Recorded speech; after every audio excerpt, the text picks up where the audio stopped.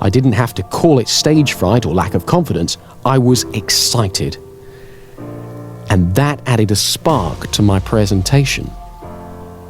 Then, when I felt ready to speak, I began. Now, this was a fairly simple little incident, but it shows three things. Firstly, you never know when you're going to be surprised, because I had no idea I was going to feel anything like that when I stood up. Secondly, it reminded me of the value of patience. I simply took my time to notice what I felt and got used to it. I didn't rush away from my feelings by diving straight into my presentation in a terrible rush. And when I acknowledged how I felt, it wasn't overwhelming. It helped to notice my breathing and to let that be calm as well. Thirdly, I reminded myself that the feeling I felt wasn't good or bad. It was just what I felt. And I could choose to call it fear or stage fright or eagerness or excitement. And I chose to call it excitement. I was reminded of this when I was sent a tape of my presentation, and I heard the pause before I started to speak. That was the pause I took to make room for my confidence. There are lots of ways you can make room for confidence in your life. In conversations, we can practice confident listening. Confident listening is allowing yourself to concentrate fully on the other person's speech.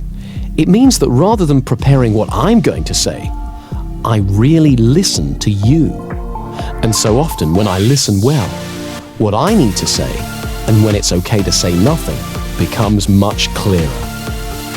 When I hear the rhythm of the conversation, I discover that there are plenty of times when silence is appropriate.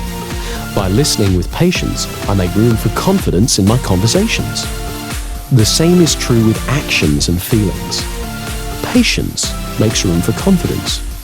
Turn your attention outward to the world while acknowledging what you feel. But don't judge or compare or worry. Stay curious. Don't judge yourself or others. Often you don't have to do half as much as you were worried about when you lacked confidence. And when it's time to act, what you have to do is clear and simple.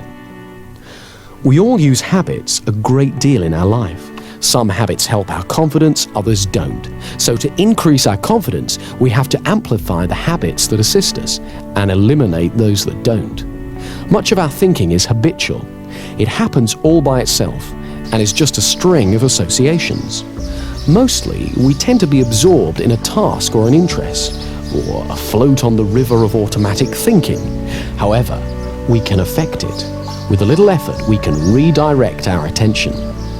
It turns out that associational thinking is very powerful, so this effort has to be made over and over again.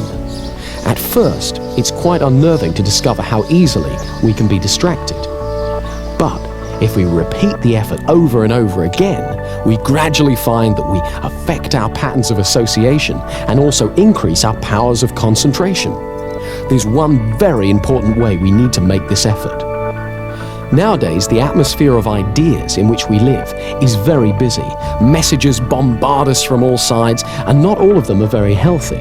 On television and radio, we're asked to buy far more than we can afford, and the news is always full of doom and disaster. To protect ourselves, we learn to ignore a great deal of it, so that we're not overwhelmed. But unfortunately, we can also inadvertently ignore the beauty and blessings of life as well. So we must learn to be selective and to reinforce the positive, beautiful messages in our lives, so that we nourish the positive and beautiful in ourselves. As we pay attention to the goodness in the outside world, we strengthen it within ourselves. It's also useful to phrase things positively, to use optimistic language whenever possible.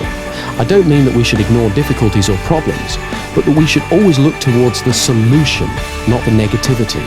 If we use positive words to ourselves and others, we're more likely to receive positive words and messages from them. Try to avoid putting people down, or putting yourself down. If you want, you can make a game of cleaning up your language. Do it by yourself or with a friend. Watch out for negative phrases like, I can't, or I shouldn't, or I'll never, or I'm just not very good, or starting sentences with but or no.